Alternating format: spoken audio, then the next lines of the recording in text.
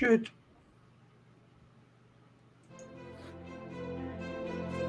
This is 2OF Entertainment.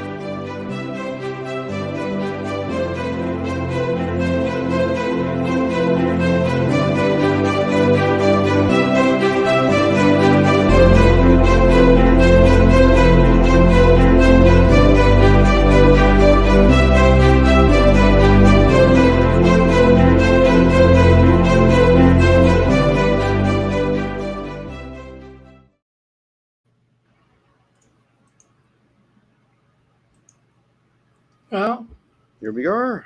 Yeah. I don't know how many times I do that and I still get it wrong, but there you go. Well, that's good. Yeah, we're closing in our season this year. I think this will be our last show for the season. Okay.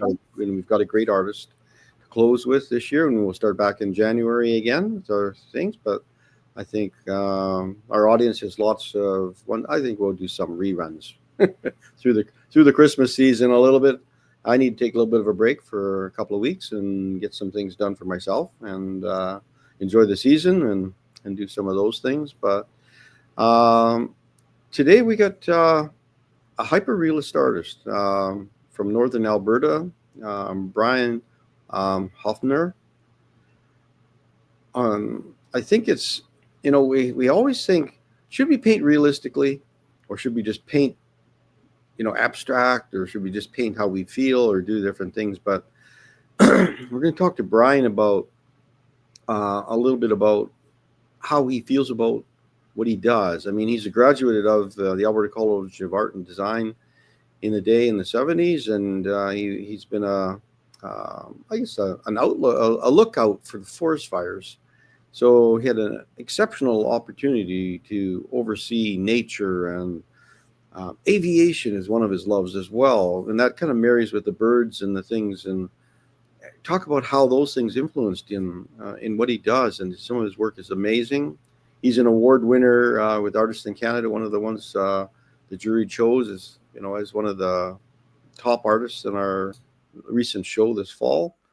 And I'd just like to show you more of his work, because in that show you only would have seen 2 of his pieces. But and they are included in this show, those 2 pieces. So let's bring Brian in and we'll talk with him. Yeah, that sounds like an exciting show. A good way to end the year. Yeah. Good morning. Good morning. Good morning. Morning to you. Yeah, we just we've been through the little short repertoire of images that we're going to provide to people, kind of wet their whistle a little bit about what kind of stuff you do. I mean, it's amazing, that you can paint as proficiently as that. Like and I do call it hyperrealism. I mean, I want to just talk to you about that a little bit and your art journey and how you got to that space in place and time. And I think. Well, I'm going to interrupt you, Paul, because I'm going to leave you gentlemen to it, and we'll see you a little bit later on in the show. Have a great show, gentlemen. Thank you. Bye-bye. Well, there you go. And I want to congratulate you, first of all, on your win in the Great Canadian Art Show that we had this fall. And there was like a lot of art and a lot of great art and artists that had entered I think we had over 314 pieces of art, and 150 artists had submitted work into the show. It's really hard to distill it down to who is a winner, right? Is the abstract better than realist piece of work, or sculpture? I mean, it was a real commingle of a challenge for our jury to work with. But good work always comes to the top, and I want to thank you again for your entries into the show. But can you give us a little bit of a background and kind of where you started, and was Mom your favorite and she encouraged you, or how did that work in your early years? I got a lot of encouragement. First of all, I have to correct one thing, just like Martin Murphy did a couple of weeks ago, is that I never did graduate from the Alberta College of Art. In my 4th year, I just acted in. I didn't see any future in it, and I was already in the north mentally. I had done my first year on fire lookout, so I departed Calgary and the Calgary art scene before I completed art college. Yeah. Anyway, to start things off, yeah, my parents were always very encouraging of that. You know, whenever they saw me drawing something, I always drew. And up until high school, the end of high school, in fact, and which is grade 13 in Ontario, I thought I was going into the sciences. I was always a science nerd. I took science, technology, and trades in high school. You know, I had a full schedule, like half hour for lunch, and last class was 4:30 in the afternoon. I had more high school than most people have, you know, probably double what most people have these days as far as hours in the seat. But at the end of high school, I suddenly was adrift. I didn't feel that urge for going into the university science programs. What I saw of it from other people's, it looked a little more sterile and, I don't know, too matter of fact, I guess, for somebody with imagination. And I came out west to follow a friend, and we worked at a small retail store. And one fine day, it was, probably just like today, 35, 40 below, and there was no customers in the store. So I went into the back room of my auto parts department and used a truck rear view mirror to do a self-portrait on a blank piece of paper. I don't know what the impulse was. Well, the secretary came in and to give me a phone message, and she saw the picture and she said, "You should go to the Alberta College of Art." And it was brand new building, you know, just opened up the year before the new college. And since I was at loose ends, you know, she kept pestering me. And, you know, have you applied yet? Have you applied yet? So finally I asked for an application form, you know, where you had to do your little skill testing art stuff and send it in, and I got admitted. And, you know, with the way a teenager is at the time, you know, 19 years old, you kind of go with the groove. Okay, go into art college. And from there, I was fairly standard art college experience, other than the fact that in second year, I got voted, sort of voluntold, that I was the student president, which meant that when's the next party, Brian? And it better be good. Artists, you know, that's about all they care about. Yeah, it was about parties. Yeah. Yeah. So in third year, we had a really massive one going on that was a lot of energy in the building. But unfortunately, you know, like, artists aren't the most responsible people in the world when it comes to matter-of-fact things. You know, we can be very responsible about our paints and our accomplishments and that, but when it comes to anyway, I was the adult in the room, and I wasn't enjoying the party because I couldn't drink or anything like that, or dance. I had to collect money from the gate and collect money from the liquor table and get it all squirreled away and make sure that there was enough of everything and that sort of thing. But towards the end of the evening, I just sat down on the steps of the cafeteria, and it was like a terraced thing down into the cafeteria, and I just sat on a step, weary, and kind of went, and right behind me, literally, almost touching my back, was the chair of a young lady in third or fourth year who was talking about this job called fire lookout. And she was describing how wonderful it was to get up in the morning and just being able to paint and look at the weather and clouds and be responsible for a huge area of forest. And I thought, oh man, that sounds good. You know, I was so jaded with Calgary at that time. The downtown was, you could barely walk in downtown. I could barely get to my studio some days just because of the construction. Yeah. So that sounded very good. And then one of the other ladies at the table asked her, well, what's the pay like? And she says, oh, the pay's really good. And I just turned around and grabbed her chair and said, they pay you for that? So within a week, I'd sent applications out to all 10 forests in the province.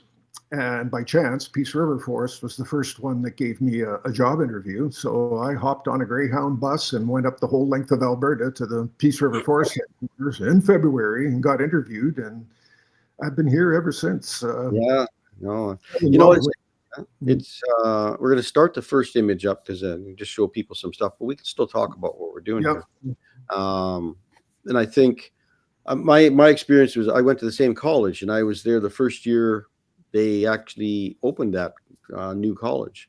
And actually in 2026, it's going to be 100th anniversary of the college, which is now a university. And that And makes us feel old, Paul. it does, because it's going to be my 50th anniversary at that college, and we're planning that now. So it's amazing that we can share this this story, because I think we probably shared similar events were happening. Maybe I was at some of those parties. I'm not sure, but Could well be. we'll get David to start our image up here, and there we go. There we go. So yeah, I know the college years were invigorating, but I don't know how much you really like. Was it a bad choice, do you think, to move at the end of the third year, or partway through, or whatever? Or do you think that was the proper decision? It sounded like it was proper. I had no regrets about it whatsoever. There was so much to come to here that leaving behind what was there, like I said, I was jaded. I was kind of burnt out. I was trying to keep as much work up as everybody else. I know Ken Sturdy, the head of the college, had quietly told all the instructors. I found out this later, but they quietly told all the instructors to take it easy on Brian, like he's busy with other stuff, and kind of push him through. But I was trying to do as much work as everybody else, and it kind of set the tone for the rest of my life. I work at night usually because that's what I had to do at art college. During the daytime, there was always somebody bothering you with something, and you never really got a good workflow going. But once the dust settled in the evening, I could roll up my sleeves and actually get something done, often well into the wee hours. So that's what I left behind, that kind of frantic burning the candle at both ends thing. And when I came up here and saw how wonderful it was to be out in the forest by yourself, in the silence and the clean rainwater and all the wildlife and everything, it was addictive. I couldn't go back to that. I was born and raised in the city, but once I got a taste of the country fruit, I couldn't go back. Yeah, no, I had a number of other students that had left early in their classes as well to go on to other things. But I think it's just a good start just to get going, right? Like, it's like at 19, you really don't know what's going on. You're working in a fog.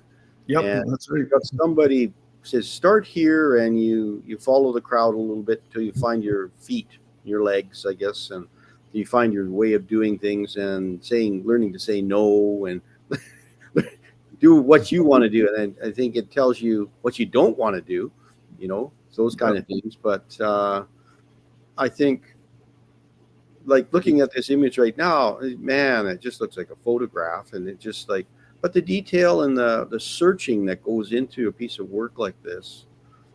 Can you talk to that, like, a little bit about what is the difference between a photograph and you taking all this time to render and, I guess, manicure this piece to the way you want it to look? Like, can you talk to that a little bit? It's probably, I can start with the word manicure, in that there are areas in any of my paintings where I'm kind of fiddly and, doing fine stuff, but you'd be surprised actually how much of what looks like fine detail is actually just rolling big chunks of pastel the size of my finger around in just the right way on the canvas. This one is you have to get snow texture, but I'm not going snowflake by snowflake. I'm trying to find some combination of the hardness or the softness of the pastel versus the tooth of the paper, and that actually happens fairly quickly.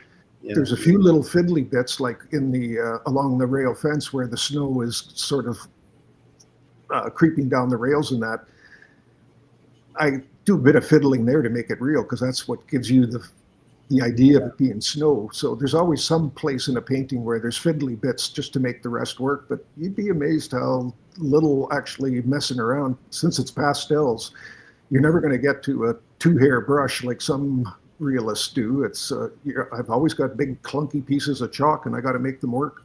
Yeah, no, it's just, and letting people understand, this is these are pastel, we'll call them paintings, but pastel works on. Now, are they on paper or on canvas, or how do you work on this? I have done on canvas, and I'm about to get back into that again, but generally it's on prepared pastel card.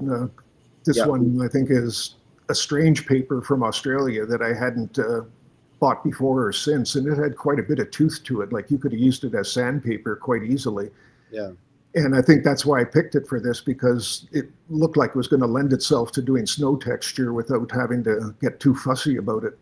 So when you work on these, do you work flat, or do you have it up on on like almost 90 degrees so that all the the leftover stuff drops to the bottom? How do you work on that? Well, you can see off to my side here, my easel, I've got a 4-foot by 8-foot double-sided easel. One side is about 90 degree or 80 degrees in height, and what's behind me here is straight up. And underneath it, I have a just eaves trough, vinyl eaves trough that I have installed. So, with the leaf guard on top of it. So all of the pastels sit on top of the leaf guard, and then any powder that comes down just goes right into that eaves trough. So I've got quite the drift of pigment in there now. I'll bet you do. How do you seal these pieces of work up in some way at the end? No, it's doing what I do. It's basically impossible to put fixative on. Fixative always changes the colors, and even the line, in the wet phase, just before it dries, it's kind of clumps pigment particles together and changes things. Yeah. So I've never had any luck with fixative. That's the only downside to working with pastels, is they've got to be under glass. So I can't work very large to begin with. This is about 20 by 30, this picture. Yeah. And that's about as large as I can manage and still get mats and glass and frame over it all. Right. No, it's there's still a fair amount of color in there without it still looking like kind of black and white, and gray. But there's lots of undercolor in there. So do you build up the layers when you work with these pieces, like an undertone, and then you come back up from it, or do you work on sometimes you rub a color down on a piece of paper first and then work like a ground and then work on top of that, or how do you? I do use a ground, but using pastel, see, there's only so much tooth in the picture, and in a lot of cases you're husbanding that tooth so that you can use it for sharp effects later, like doing the more fussy detail stuff. So what I do is work with watercolor to begin with. Well, it's just aqueous solutions. It's not like a squeezed tube of watercolor stuff. I just have a aqueous pigment, and believe it or not, I work with big chunks of sponge. I've got sea sponge and artificial sponge and makeup sponges and you name it. And, I want to move on to how I go about doing these things in the first place. You remember in the early days of the internet when there wasn't much bandwidth over the phone lines, when we got a JPEG from somebody, it came up in iterations, where the lines would go across and you'd see a fuzzy image of it and then it would do it again and that's kind of how I work. Like I go in with those big sponges and I have an idea of the composition, like dark tonal area, light tonal area, and that in my mind of what I want to do. But sometimes I just close my eyes and start blotting color around because I don't want to force it too much. I want accidents to be able to happen, happy accidents. Right. Yeah. So do you kind of like this one? Do you work with kind of a warm palette on, say, the bottom, and then a cooler palette on the top with your sponges? That kind of an idea, like wash in an area first and then work back into it from there. I guess I'm trying to visualize it through words as to how one would go through. So this one is called, I guess, Frog Chorus. So. Yeah, beautiful. In this particular one, the card was pre-tinted. The stuff I use, you can get it with light background color already imbued in the surface. Okay. This one was kind of a robin egg blue, so I didn't do any of the great blotting on the sky because it's counterproductive. Yeah. But, so each one is kind of different depending on what the subject matter is, and not all of the ones that I use have tinted stuff. So if I was using a white pastel paper, which I usually do, I would have put in a great swath of light blue up top and then some middle tone in the bottom. I kind of work like the old masters did, of having a medium ground and then working your highlights on top of, like your darks stay transparent as possible, and then you pop your highlights on top of that, but you're always working from the middle instead of from the bottom or the top of the tonal range. Right. Yeah, I just find it, the smearing aspect of it, your hands, and you haven't created any allergies yet from the chalk with your hands, or do you work with rubber gloves or vinyl, like a glove at all? No, I probably should. And I know some people that would be appalled at what I do. But for skies especially, there's nothing like the human hand. I've tried other things. I've tried chamois, I've tried erasers, I've tried chalkboard felt erasers, I've tried everything under the sun, but nothing does a sky like the human hand. There's just no way around it. So I don't even try anymore. I just that smudging thing just to smooth things out. Yeah, some of those little smudging sticks as well. They might be good for some things, but they can sharpen. I found that the only way I can work with the sky is just get my hands right into it. And on some of the more aggressive pastel papers, I actually rub my fingerprints right off. Like there's nothing there. You're getting close to bleeding. Oh my God. Big red marks across your work. Yeah. Yeah, that would be hard to incorporate. Yeah. That kind of wonders, because we talk a little bit about health aspects occasionally in some of the shows, and, the breathing of the dust from the cadmiums and some of the different things that you might be using, because they're all airborne. Yeah. These little particles, and whether you wear a mask or you have a ventilation system of some kind that pulls air off of your surface a little bit, but there's just concerns, because so what can your work see that a camera can't see? Well, the new cameras with high dynamic range are a lot better, but back where we came from with film cameras, they don't see into darks. Like darks just become dark chocolate brown, sort of color. The camera has to make a guess between the brightest spot and the darkest spot and pick a focal length, a speed in between that. And so your highlights quite often get blown out in a photograph and your shadows become too obscured. And I've said it like on my artist statement on my website that I try to show what the human eye sees as much as possible and as much as the medium will allow me to do. But to keep the brights as fresh as possible and the darks still accessible. You're not just painting with the shadow of a person's face. You're not just putting black or dark something or other down. There's actually a color change. You see color into the shadows. So right. So do you use photographs for reference? I imagine you do at some point, but you make your own imagery up basically, or do you copy? Mostly, like the one in front of us now is completely made up. Yeah. The first one, I do landscape art as well. That's what I call it. Like you've seen several of the ones where I've got snow on top of the rail fences and things like that. Well, that's a deliberate thing.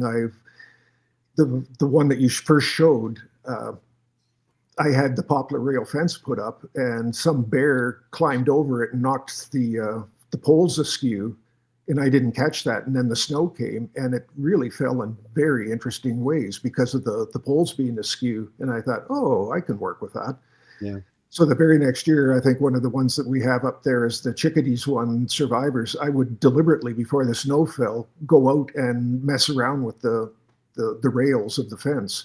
So obviously I'm using a photograph there because I'm trying to establish certain shapes and a certain feeling. So I'm working not meticulous. I hate working from photographs, Paul, to tell you the truth. I find it boring, and I have a hard time keeping energy up when you're trying to meticulously cover a picture. So, maybe the photograph shows me the shapes of the snow, but I'm not trying to imitate the snow texture that the picture has. That's boring, and you're never going to end up with a good picture. I kind of get the feeling of the snow and make my own snow on top of that. Yeah, this one is completely made up. Yeah. Design becomes really an important thing, especially in the kind of work you do. Yeah. I think you don't want to not have a good, strong design and spend all that time working on that piece, and something's off. It's not working right? Mm-hmm. So it's nice to have that good feeling that this is solid. I like the shapes. I like what's happening. Yeah. And then you work on the pieces. So do you come up with names while you're working on this, or does names they don't mean much to you for the work to convey what you're doing? It's different for each piece. Like this one, in a bunch of images you have of mine, there's another one of this. It's called April Flood Swans.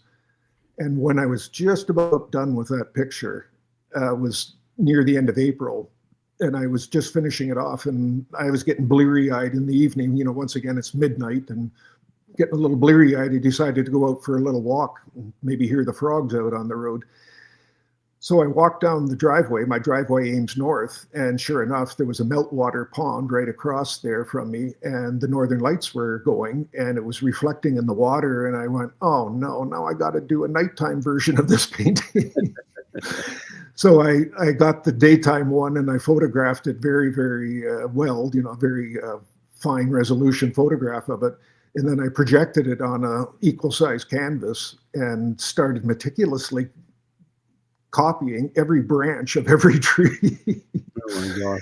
And make it a nighttime one, because I was just driven instantly going down the driveway. Says, I've got to make this a companion piece. So the first piece is 11:30 in the morning, and this one is 11:30 at night of the same day. Okay, of the same day. Wow. Yeah, that's a compelling thing to do. Yeah, there we go.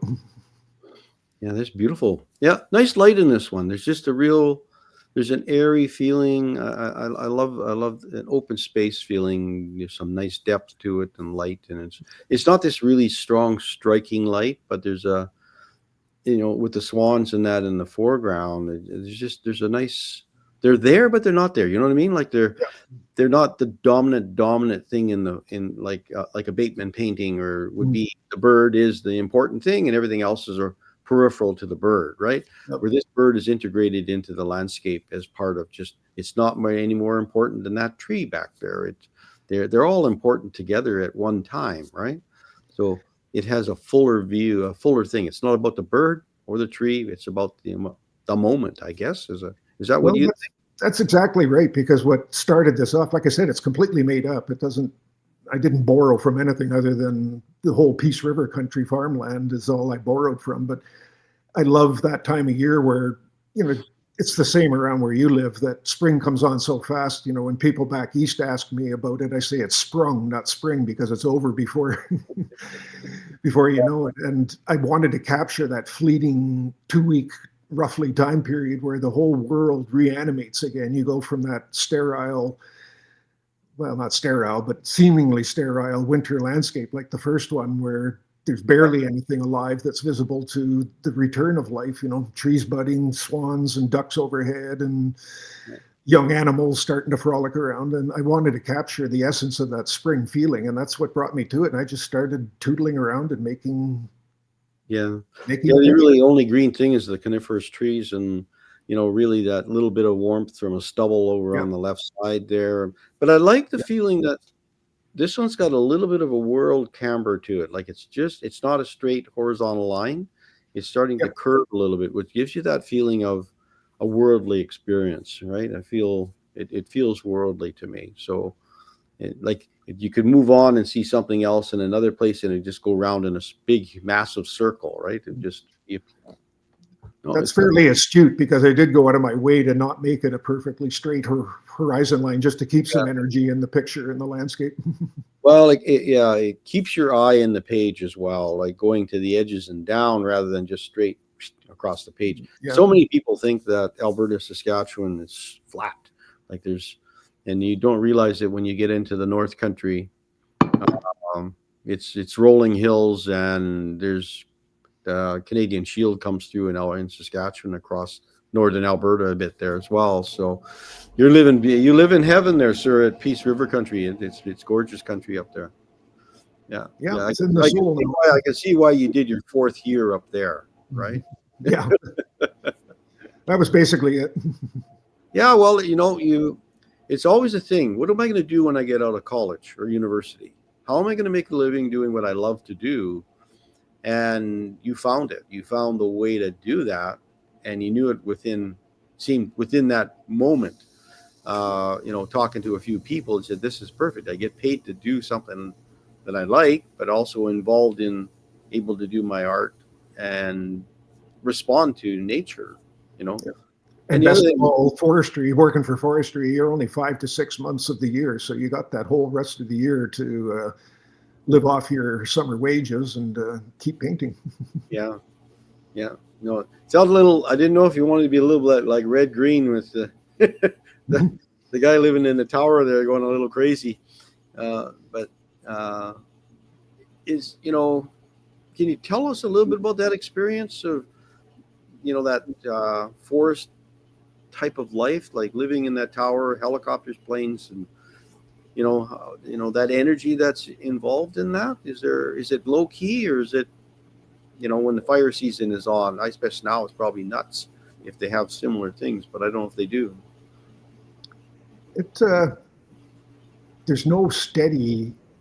I think what I like about work, and had always liked working about forestry, is that there was no predicting what was going to happen on any given day. You couldn't predict, outside of broad outlines, you couldn't predict the weather. You couldn't predict whether a fire was going to start or not. It's very fresh that way.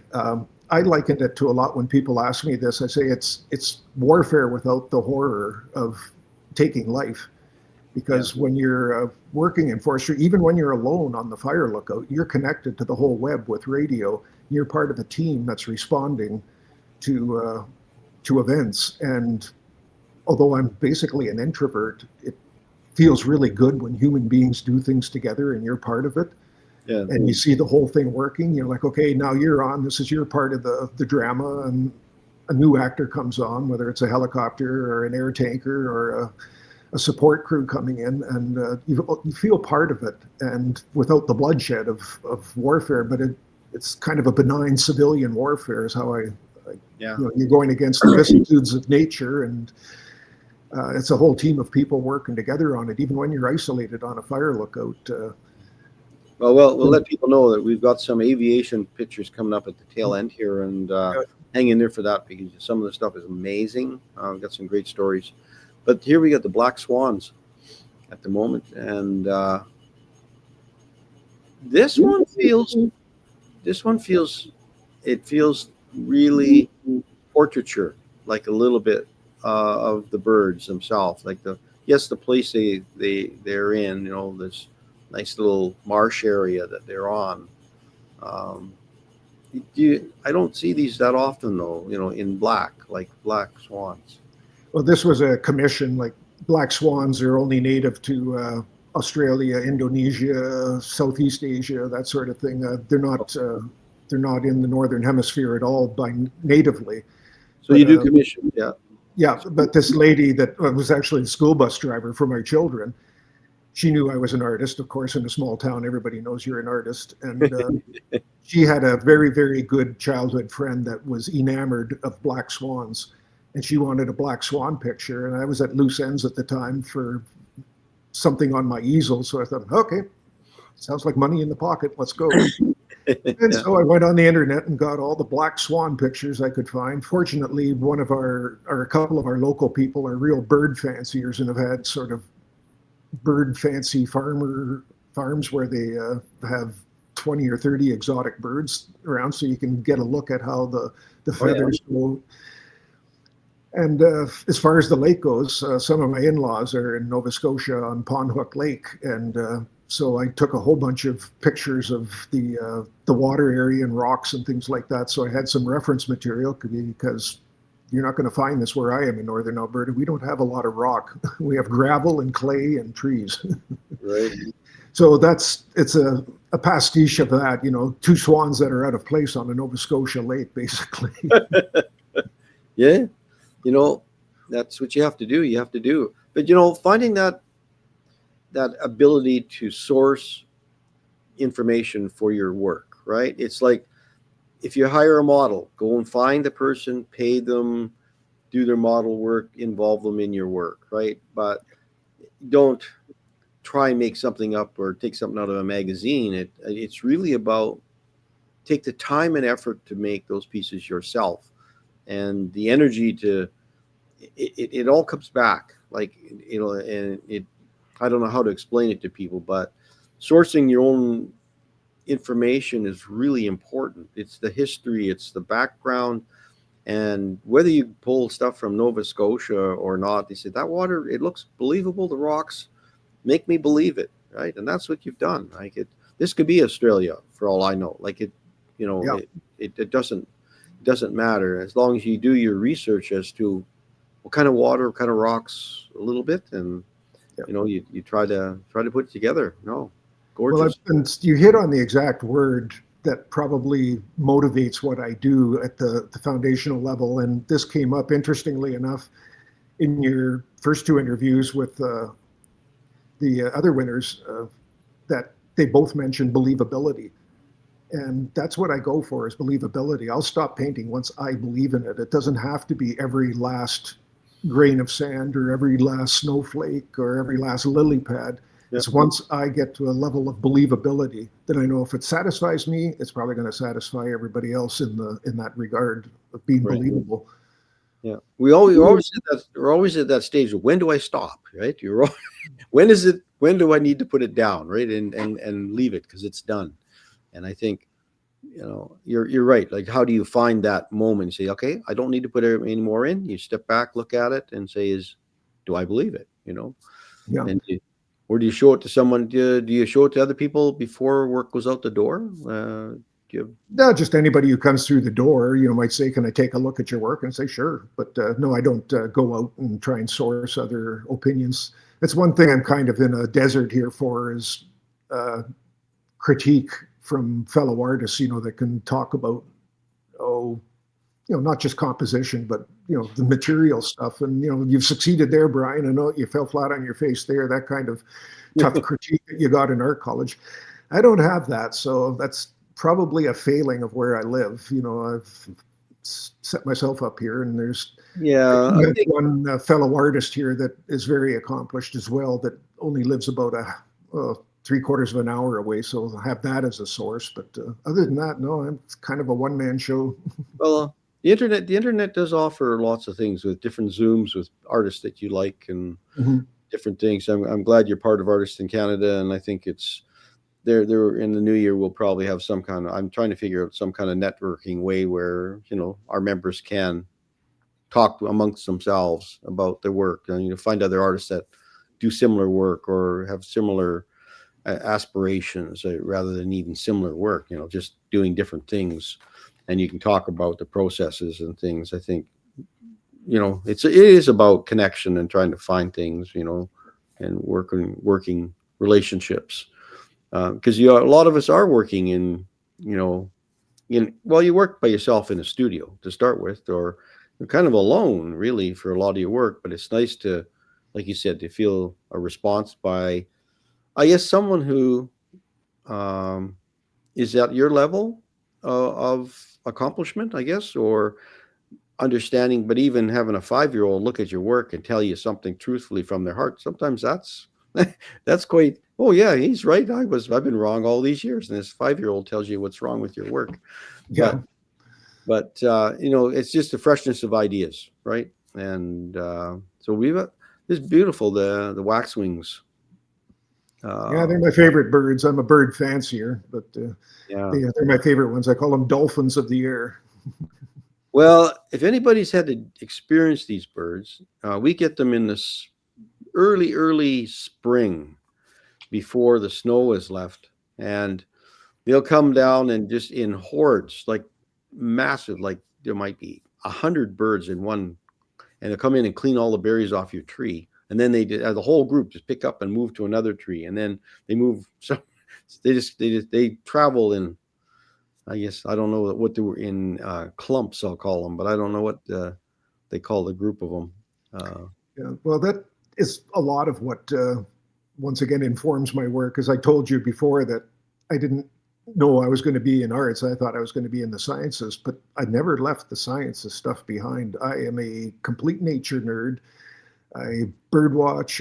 I had my first microscope when I was 10. I had a telescope at 12, collected butterflies, started identifying plants and stuff like that. And once you got on a fire lookout, well, good Lord, there was a wonderful program back in the 70s and 80s, the University of Alberta Extension Library, which was set up during the Depression, I think, of all things, was set up so that a rich source of books could be sent out to people in some small prairie town or somebody up on a fire lookout. So each month you were able to get 15 or 20 books sent to you free of charge. And they had a vast catalog to choose from. So you would send back your your old books with the your order form for the new ones to come in. And whenever the helicopter landed at the tower with your supplies, that was one of the first things you bust into, was see if they got all the titles that you wanted. And even before unpacking your groceries, you wanted to see what what was there, what treasure trove. And it was nothing for me to go out on a rainy day and just go plunge into the forest for 2 or 3 hours with a little gas mask bag on my hip, and I'd see a plant and oh, I don't know what that is. That's interesting. And I'd pluck a portion of it and put it in the bag and go back to the tower on a rainy day with 5 or 6 plants that needed identifying, and then go into the flora of Alberta, which has no illustrations whatsoever in it at all. It's all in Latin. And so it was a real education trying to identify these things by going through their Latin particulars of, the descriptions that botanists give to them. But that was heaven to me. I mean, I'm probably bored most people to tears, or they just roll their eyes and think, what is this guy on? But to me, that was heaven, being able to go out and find stuff and then identify it and have the resources to identify it. That I'm still like that today. I don't know what I would do without the internet now as a source for discovery. It's a great library, and it is a great resource. Yeah, it's fantastic. Yeah, the stuff that's in. This is one of the winning pieces from the our art show this fall at Artists in Canada. So congratulations on that. And we were talking about whether they're bison or buffalo, and where were these sourced at? Where did you find these for this reference? Well, it's an interesting story. We're really far apart here. My closest neighbor at the time was about 5-6 miles away, and she was an English lady. And during the great bison craze, where every second farmer was fencing off quarter sections and putting bison in them, she had a quarter section right across the road from her taken over by bison. Okay. And she talked about them looking positively antediluvian, before the flood. And I thought, that's exactly right. They look completely prehistoric, and it kind of captured my imagination. And I, went by there enough and saw them in the cold weather, and, when they're covered with their own frost from their breath. And so one fine day, I decided I was going to do a painting of them in the winter. And so the germ of the idea was there. And I was at home taking care of my youngest child at the time, and it was 45 below morning. And I said, okay, this is the morning. I'm going to go out and do a photo shoot of these bison to get source material for the painting. And as we approached this quarter section, I saw a wolf slip between the barbed wire and head into the bison quarter. And so I thought, I better inform the herdsman about this. And he was just about to bring the morning chop into the beasts, because they need a little augmented food in the morning when it's that cold. And he asked me, I told him about the wolf, and he asked me what I was out there doing on a cold morning. And I said, well, I'm trying to get pictures of the bison with my telephoto lens. He said, hell no, jump in the truck here. So I jumped in the passenger side of the truck and came in with the chop, and the animals came right up to us, like 5-6 feet away. I mean, I had a hard time. I'm glad I didn't have just the telephoto lens with me, because I wouldn't be able to take any pictures. Nothing but nostrils. Yeah. So I got a lot of idea about what they're like in the weather, and, the snorty breaths and the way they look at you, and just the bison gaze. 2 of them, the 2 alpha bulls in the front here, were actually taken from that photo shoot, except I flipped one, did a mirror reversal on it to aim it the way I wanted. And I had to put horns back on them again. Yeah. But that was the only source material for this. The rest was just out of the head. Like I drove around the morning looking really intently at the way the willows looked, and the ice fog hanging in the air and that sort of thing. So if I'm anything more than an artist, I'm an observer. I go out of my way to really, really look at things like most people don't look at things. We tend to look at a sky, glance up and say, oh, that's pretty, and then we look away. When I was on fire lookout, I would hang my head out the window, look straight up into the sky for 2 hours and watch clouds form and deform and change and get swept away. And it's amazing what you can see when you look. It's one of my favorite quotes. I think it's from Yogi Berra, the baseball guy. He says that you can observe a lot just by watching. Yeah.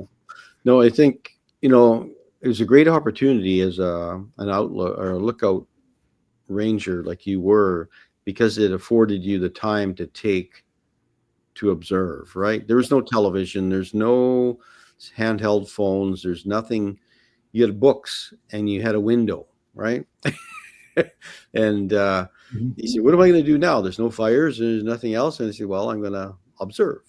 Yeah, if you look at clouds and that entertains you, then, or go for a walk or whatever, that's I guess that's what you do. But yeah, these are beautiful animals. And I think, how are you responded to in the neighbors, like in a local small community you're in? Are you the crazy artist guy, or do they understand what you do? I'm not sure about that, actually. I know that they really appreciate the fact that I'm painting what they know. Yeah. I'm not doing anything abstract. Well, they don't see anything abstract that I do, put it that way, but I'm just known as somebody who paints the peace country. So I don't know if crazy applies. They probably shake their head and wonder where it comes from, but it's kind of a benign thing. They're not chuckling about it, I don't think. Well, a lot of it is they're trying to figure out, how does he make a living from? I'm a truck driver. I'm a farmer. I mean, manual labor. I paint. I do things like that, fix things, mechanic, whatever. They understand those physical jobs. Yeah. And then you say, well, I don't do that. I observe and I put things on paper and I sell them. And say, it's like, oh, how does that work? Like, because how does that work? I guess that big question mark in their head. Not maybe so much in the city. It seems to be more accepting of diversity of jobs and internet things and working from home and all the little things that have come into play. But I think there's a bit of mystery with being an artist. There still is. It's like they still try to shake their head and figure around it. How does that work, right? Yeah, there is a certain amount of that. They shake their head and go, I don't know how you do that. And then I tell them, I don't know how you do what you do. Everybody's got a bit of magic in them. It's just a lucky person that finds out what that is and can make a bit of money from it. Right. It's beautiful. We're going to scoot through a couple of these. There's beautiful bit of your wildlife here and the ground wild. And I love it that there's just, this winter is just really a nice accent between the color on the animals, right, relative to the background, right, what's going on. Yeah, those pine martens are amazing. They just glow in the wintertime. Do they? Yeah. Never seen a little orange patch under the chin. Yeah. I swear that there's a LED light behind that. It's just so intense. It looks like I've messed up and made it too orange, but no, if anything, it's not orange. That's how orange it is. Yeah. Yeah, it's beautiful. This really captures Alberta. Like, I mean, I've lived in Alberta as well for many years. But when you see prairie rain come through, it just comes out of like nowhere. All of a sudden, it'll build, and then you'll see rain falling in the background, and you haven't got there yet. Maybe it'll never get to you. It traverses across the landscape. You can watch this rain cloud in front of you, and there is like that light shining in the background behind this large cloud, and you just move like little pods across the landscape, and I love that. Yeah, it's a large part of why I stayed in Alberta. I was a city boy from southern Ontario, and I don't know if you have spent much time there, but the skies are very, very close in, and of course I was born and raised to it, so I didn't expect anything else out of a sky. But once I got out west and saw the sky open up, as soon as you got past Lake Superior, all of a sudden there's like 10 times as much sky as you had in Ontario. Yeah, big sky. And I couldn't go back because of that. I feel claustrophobic when I'm in Ontario now. Oh, really? Yeah, I lived in Ontario as well before, and there's temperature differences, and we're a little bit more arid in the west than Ontario. And this one drives me crazy because there's a lot of green in this painting, this picture, and greens, and a lot of artists are just like, oh my God, green, I got to deal with green. But this is beautiful. Pasture. how do you manage, I guess, the hues and values in your greens? Is it you look for the shadows and look for the light? Like, is that where it starts? Well, you've hit the nail on the head. That was the hard thing in here, because I don't know if you're familiar with that quote of Picasso's. I'm probably going to mangle it, but he said once that you can go to the color man and he'll have every kind of green, viridian green, chrome green, hooker's green. He'll have every green except the one you want. Yeah. It's the part, once again, the science nerd comes out. I mean, because of our past history and our ancestry, the part of the spectrum that the human eye is most sensitive to is the middle green spectrum, for obvious reasons. You got to be able to differentiate the green of an oak tree, which has acorns, from the green of a maple tree, which doesn't have acorns, from a distance. Otherwise, you're wasting energy. So nature has fine-tuned us to discern various very, very subtle changes in green, both in hue and temperature balance and that sort of thing. So trying to get a bunch of lumps of chalk to imitate that you hit the nail on the head. This was a hard one to do for that. But you got to stretch yourself and just not take the easy way out. Yeah. How important is it to put an animal into a piece of work, or living being, or a bird, or something? Like, you've got three animals. I don't know what they are in the background there. They're kind of small, but quite often the animals, like the previous painting of the marten. Well, of course, it was about the marten. I wanted to set it in the kind of setting that you would see a marten, so that was definitely a wildlife painting.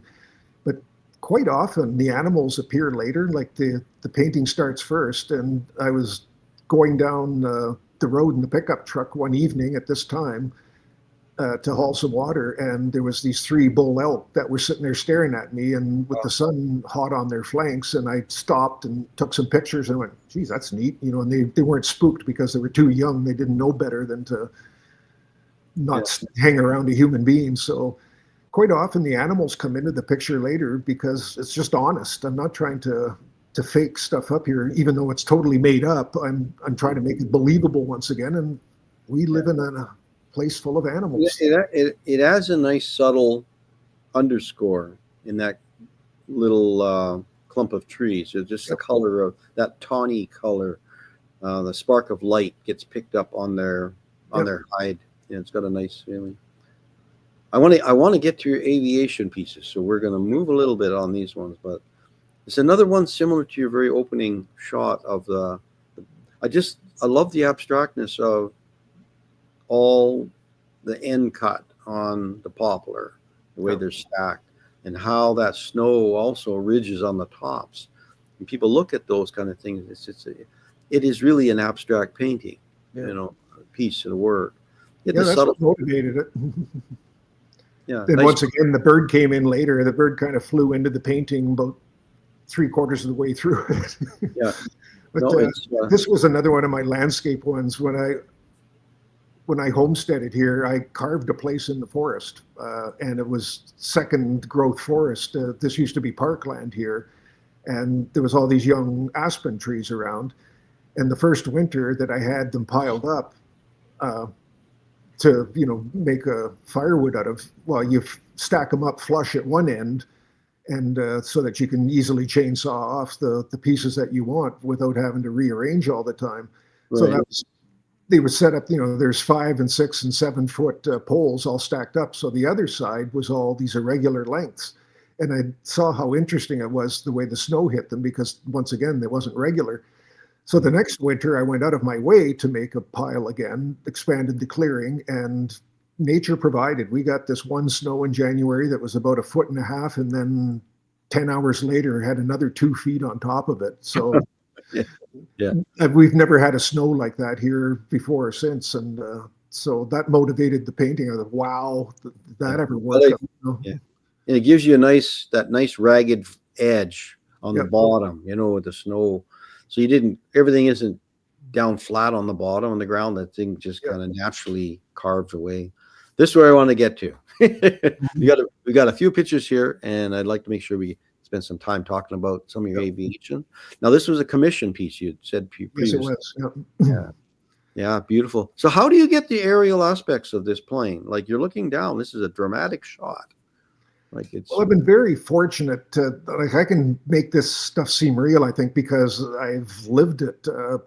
Working for forestry for 40 years, and 20 years of that was managing aircraft, and 10 years before that was managing an aircraft tanker base. Well, there's very few people in this world that get to fly at medium and low altitudes. You know, everybody flies around now. They go to a jet airport and the plane takes off and immediately goes to the highest altitude that's efficient. And you really don't get that feeling of flying over the countryside the way that I have to. I've flown hundreds of hours in helicopters and airplanes at between 50 feet above the ground to 500, maybe 1,000 feet above the ground. So I've got a real feeling for the way clouds look when you're not flying at 40,000 feet. yeah.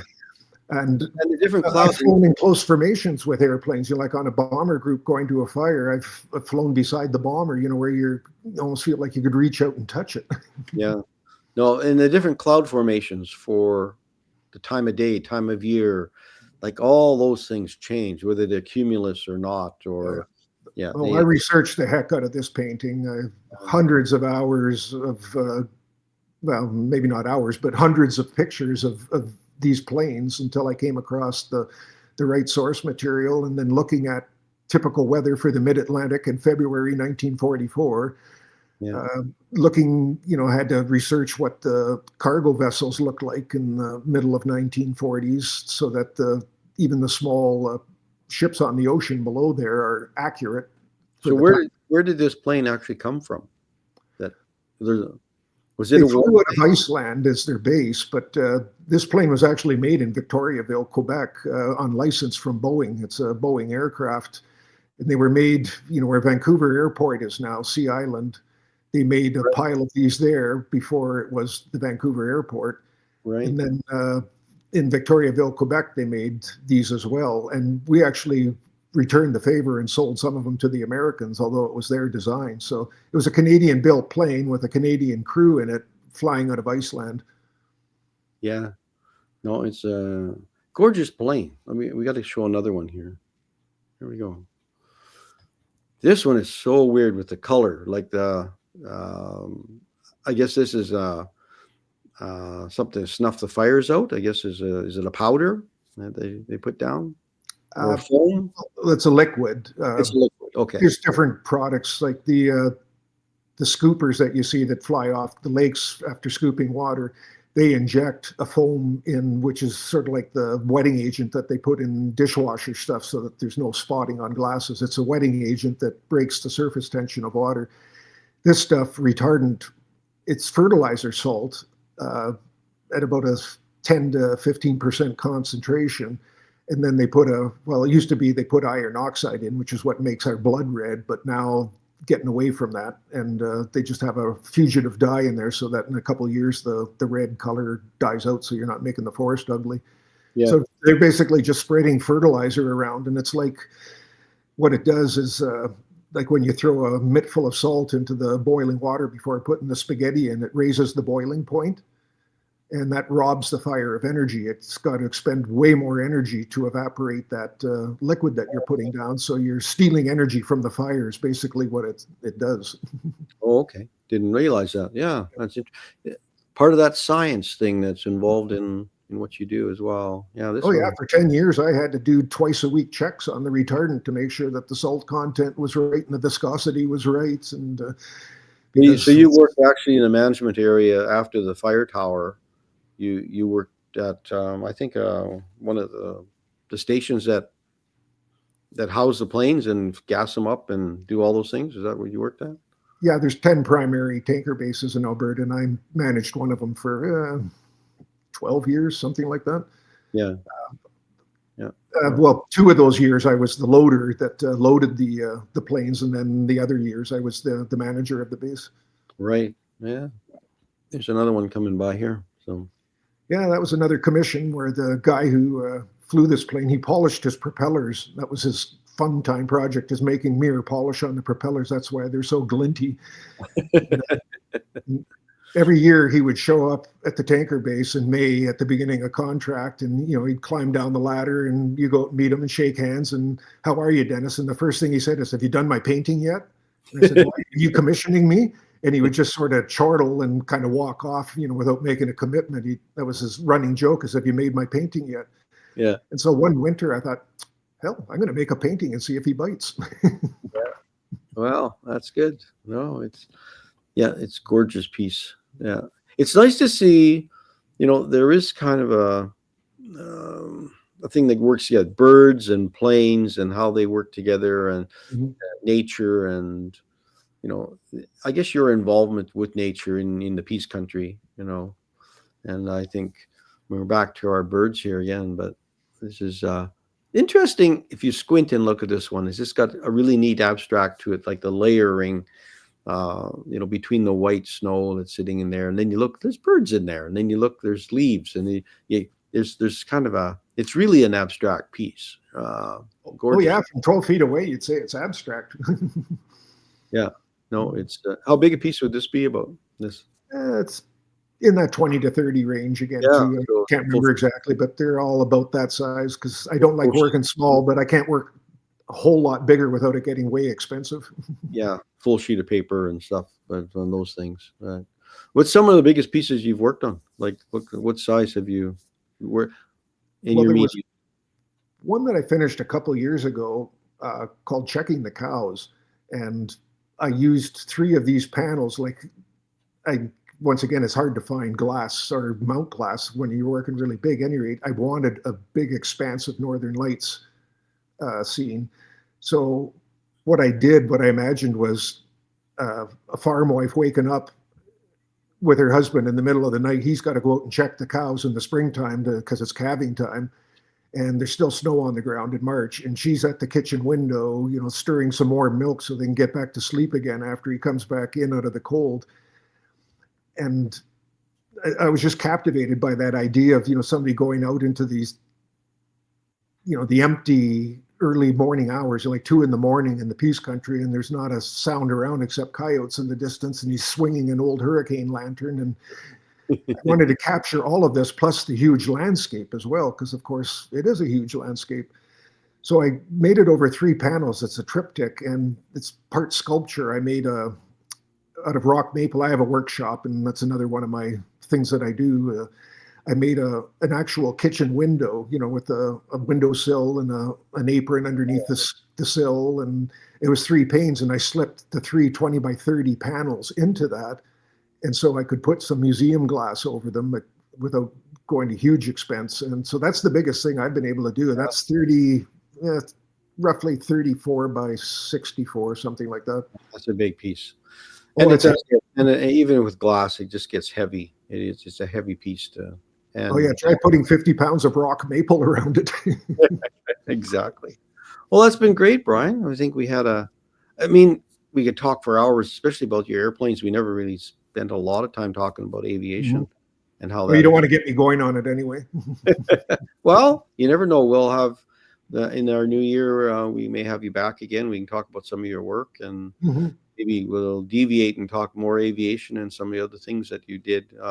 We never know what we're going to keep changing up how we do things a little bit on the show. And I appreciate you spending some time with us this morning, telling us about your process and what you're working. It's really great that you're able to share, very openly with people about how you do things. You make prints, I guess, as well, and prints are available.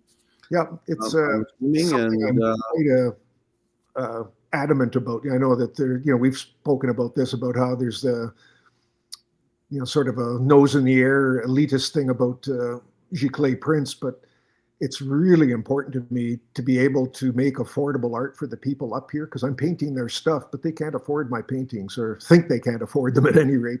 And there's only one of them, right? Yeah. So it comes down to that. And, it's like a photographer. Yeah, well, a photographer, they make prints of their work as well. They have to, because it's the only way they can do that. But I appreciate that. Your links for your website will be posted down in the bottom in our show. I appreciate it. And away we go. And you are available through Artists in Canada. You can get a hold of Brian anytime through there as well, through his website. And I think David's hanging around there somewhere. We'll do some closure, but I think generally there he is. He always has his magic questions he want to ask. Is it between him and? Well, not so much magic questions today. I mean, I've been lucky to have been in North America a few times, and that people who haven't been say to me, "What was the thing that you were most impressed by?" And because I live in Holland, which is like living in a box, but it's like the big skies, and that one thing that you did, Brian, with the storm. I was actually, I felt like I'm standing in that. Looking at that. And well, thank you. That's what I go for. You're my new best friend. I mean, I don't in any way, shape, or form want to diminish any of the wonderful, animals and stuff that you painted, because they look like you photographed them. But just that was just so wow, Yeah. But and what was it then? A big sky in a little house. Yeah. It's the one thing that really moved me today, and I thank you for that. It is about scale. A lot of it is about scale. But yeah, Brian could sort of tell you that if you're out there's a prairie storm coming, you can almost feel the static electricity on the back of your neck on certain weather, because you can feel this weather coming in, and then all of a sudden there's no wind at all, zero, and then all of a sudden the wind comes up like from nowhere, and you better get out of Dodge. You better find a ditch to get in, because there's some weather coming, and that's sort of how the weather rolls up on the prairies a little bit. But yeah. Well, hopefully one day I will experience that. As much as you guys think, you want to jump into a ditch, I'll probably be mad enough to just let it roll over me. Just once for you the get to the big sky, you're going to have a hard time going back to Amsterdam. Yeah. Very true. But there you go. I'm not as blessed as you guys. Brian, I know you're making all these prints, but if somebody wanted to buy a painting from you, what sort of price range would that be in as a guesstimate? Some of your painted work?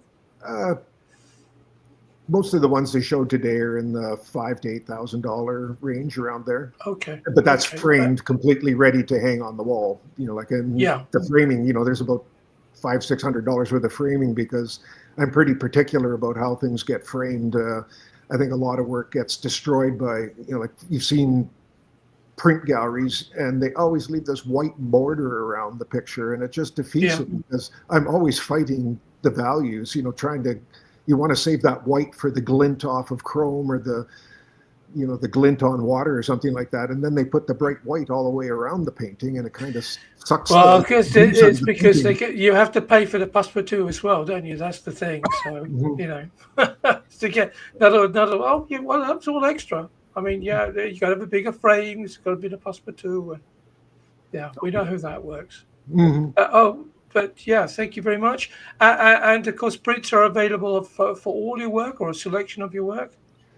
Most things. There's some stuff that I've done that that just isn't going to fly. I'm kind of doing it for me, and you don't think that it's going to be interesting to people. But generally I'll get them scanned, a very, very high quality scan, and then I do my own work and my own printing here. I don't send it out. I've got a big printer in the background in the studio here, and I'm very conversant with Photoshop to match colors. And of course, since it's my painting, I can sit there and look at the actual painting and then fine tune it so that I can make a pretty high quality print. And it's all on really, really good rag paper of, cotton rag paper. So, and they last forever. And I'm going to be a party pooper, you see, because I'm going to say to Paul, you have to badge your bride to come back. We don't want to see any animals. We just want to see planes, because they were absolutely stunning. Yeah, well, I love doing planes. People can go to his website and see all his great work. I think that'd be the source, and reach out to Brian for sure. Well, this is going to be our last show for the season, and we'll start everybody in January again. But we will have follow us on our social media, and we'll I think we're going to show some of the good work from last year and some of our artists. And for sure, Brian, I said we'll get you going this week, and I appreciate you stopping by.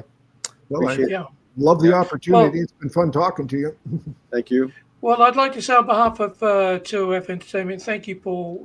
We'll be going with you into year 4, I think, season 4. Season 4. Wow. So you've been an absolute, supporter of the channel. We really do appreciate that. And end of the year for everybody. So Merry Christmas for those people who celebrate it. Happy New Year for those people who don't. And until the new year, then it would seem, gentlemen. We'll see everybody in 2026. Don't forget Looking forward to it. to subscribe and like. And there's an absolute, a multitude of shows that you can dip into over the holiday period. Bring some color into your life. And we'll see you all in 2026. Bye-bye. Okay. Bye, David.